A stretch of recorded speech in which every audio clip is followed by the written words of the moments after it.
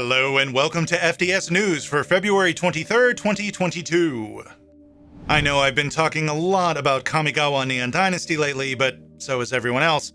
So real quick, I'm going to knock out the Kamigawa stories first, and then we'll get to the other news. Last week, Kamigawa had its official release, and so far it seems to continue to be a success. Many LGSs reported being sold out by the end of the weekend.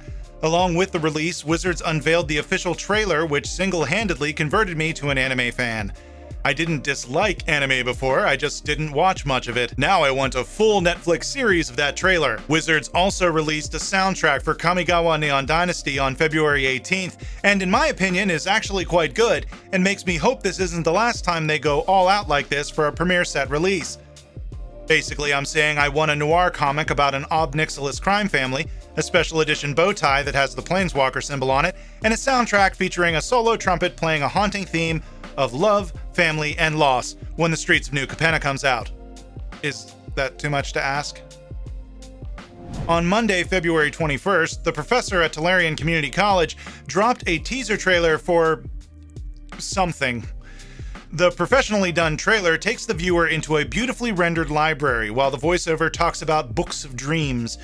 As the scene pans over books titled Box Review 20, Box Review 21, etc., the narrator talks of all this leading to something magical that will happen that has never happened before, all while a book titled Box of My Dreams magically flies off the shelf and lands on the floor. A to be continued appears on screen and the trailer ends. We can only speculate on what this is, but whatever it is, the prof dropped some serious coin on the teaser, so expectations are high. Did he get a job at Wizards? Did he design his own deck box that can withstand small arms fire? Is he starting an OnlyFans? As much as we all want it to be that last one, it's probably the deck box thing, which is still awesome, but we all must wait to find out for sure. New Secret Lairs were released last Friday. In addition to the Street Fighter Secret Lair that some of us have been waiting for, we also got a bunch of other Secret Lairs. To be honest, I was going to actually try to go over all of them, but frankly, there's just so many. So link in the description down below to the Secret Lair page, and you can check them all out. And all of these Secret Lairs will be available until March 18th. I personally am very excited about the Street Fighter Secret Lair, even more so after seeing the cards. If you want an excellent rundown on the cards and how they honor the source material, I encourage you to check out Girapuri Gears on Twitter. He is a massive fan of both MTG and Street Fighter and had commentary on the cards. Links are below. Not to mention, it's just fun seeing a superfan get so excited. I loved Street Fighter as a kid. Yes, even more than Mortal Kombat because I like the graphics better, and I'll admit I'm not a fan of tearing out people's spines. But I've gotten away from it in the past few decades because I'm not very good at it. So reading over these tweets reminded me of how much I love the game and how I would like to pick it back up again. In related news, Street Fighter VI has just been announced. Capcom's marketing team deserves a raise. In slightly less exciting news, Jason Rainville, the artist of the Ryu World Warrior card in the Street Fighter Secret Lair, revealed via a tweet on February 17th that all of the artists of Universes Beyond Art are not allowed to sell prints, the original painting, nor do they receive artist proofs. In response, another MTG artist, Darkin, noticed that the contract artists signed for Universes Beyond pieces states that the art cannot be a physical piece, like an actual oil painting, and needs to be digital. This is probably to avoid any risk in the artist trying to sell the physical work of art and any legal messiness that may cause. While it's sad to find this out, especially as someone who often purchases prints and proofs to support MTG artists directly, it isn't surprising that this is the case. These are properties owned by other entities, and Wizards wants to make sure that there is no reason for these other companies to worry about their IP being sold without their permission. The good news is that Vorthos Mike on Twitter confirmed that artists are paid a higher rate for these pieces to try and mitigate the fact that they can't make money on the back end like they can with Wizards of the Coast IP. While we might not know the numbers, I hope it's enough to make it worth it. In the meantime, maybe look up your favorite artist and buy a print off of them. Taking a break from the new style of economic BS like NFTs, we're going back to the old style of economic BS with the news that Alta Fox Capital Management, that owns a 2.5% stake in Hasbro, wants to nominate 5 members to the board and open the discussion on changing the company's current business strategy. The most notable part of the discussion is spinning off Wizards of the Coast into its own company. While a 2.5% stake in Hasbro might sound like a small amount, when you're talking about a company like Hasbro with a market cap of $13.52 billion as of recording, means that Alta Fox Capital Management owns around $338 million worth of Hasbro stock, again, as of recording.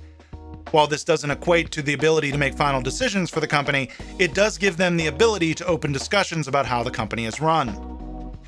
Why are they trying to open this particular discussion?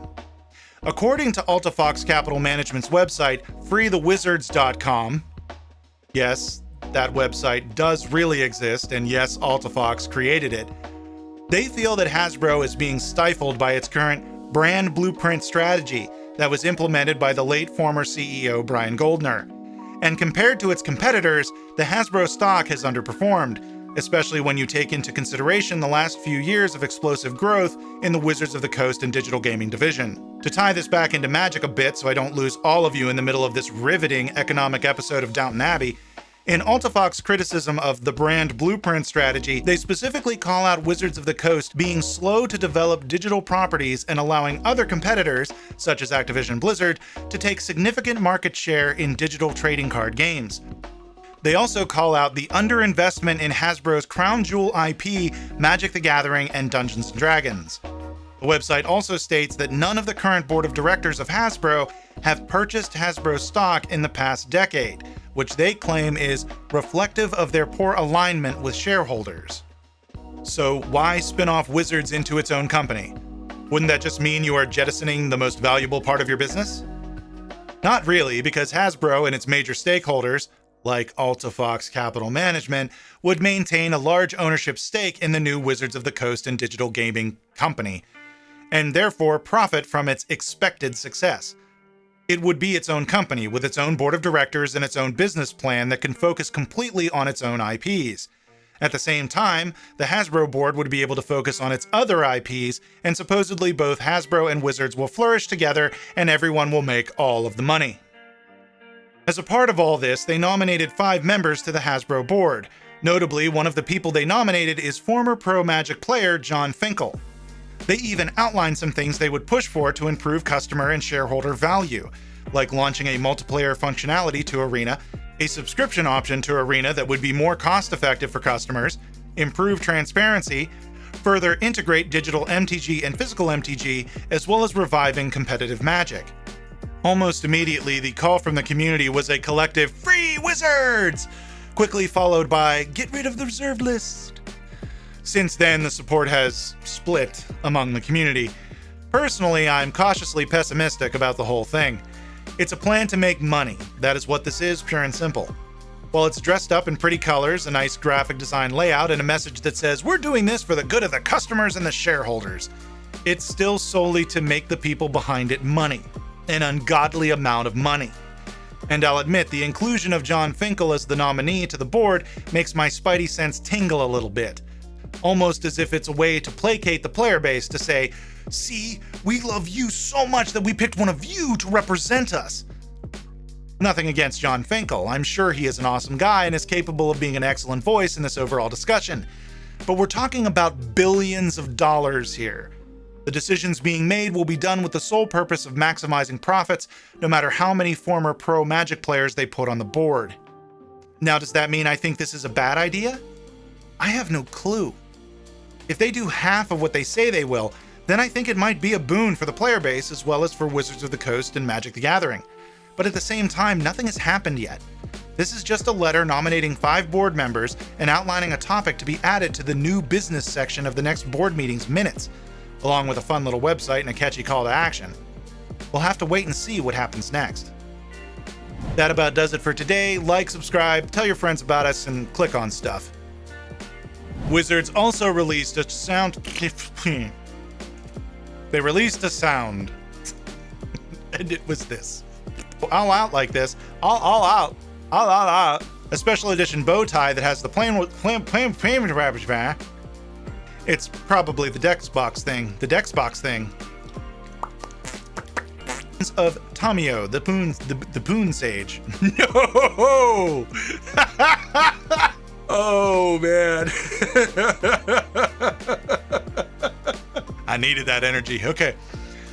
The Little Walker's Secret Lair that include chibi art versions of Tomio the Moose. The Little Walker's Secret Lair that include chibi art versions of Tomio the Moose. The adult in me is going, okay, come on now. Let's get it together. All right.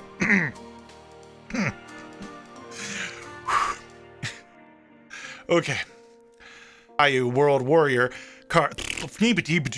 the Ryu World Warrior of the Ryu of artist poofs. Artist poofs. I wrote that sentence weird. Of artist proofs. In the meantime, maybe go look up your favorite artist and buy them a print. Don't buy them a print. Buy a print from them. Most valuable.